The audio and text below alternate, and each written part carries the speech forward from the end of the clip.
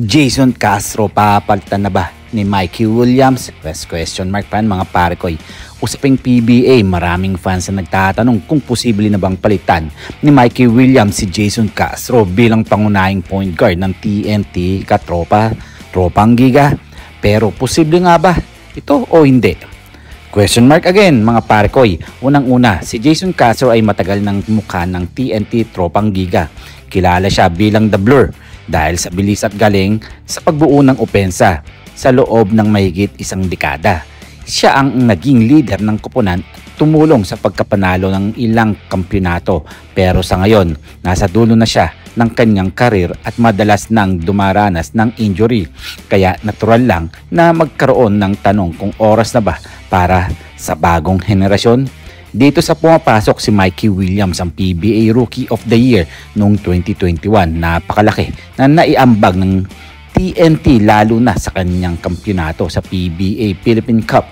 Siya ang tipo ng player na kayang pumuntos, gumawa ng sariling niyang tira at magdala ng bola sa crucial moments. Pero hindi ganong kadali palitan si Jason Castro. Bukod sa kanyang leadership, siya pa rin ang isa sa pinakamatibay na decision maker sa liga. Kahit hindi na niya kasing bilis tulad ng dati, ang kanyang experience at basketball IQ ay hindi matatawaran.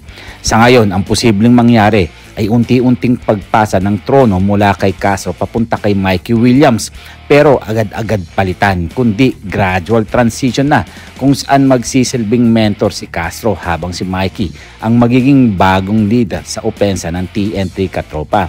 Kung susumahin posible pero hindi pa sa ngayon, ang TNT Tropang Giga ay mas makikinabang kung pagsasabayan ang veteran leadership ni Castro at ang explosiveness ni Mikey Williams habang may panahon pa para sa smooth transition.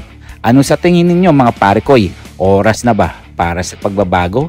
O mas mabuti pa ring manatiling magkasama ang dalawa sa iisang koponan?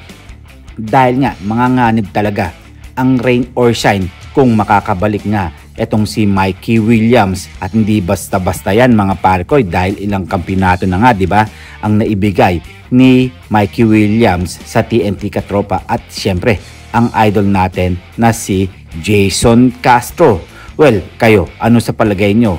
Posible kayo makabalik si Mikey Williams ngayong season na to or for the next season, o tatanggap siya ng ibang kontrata sa ibang koponan?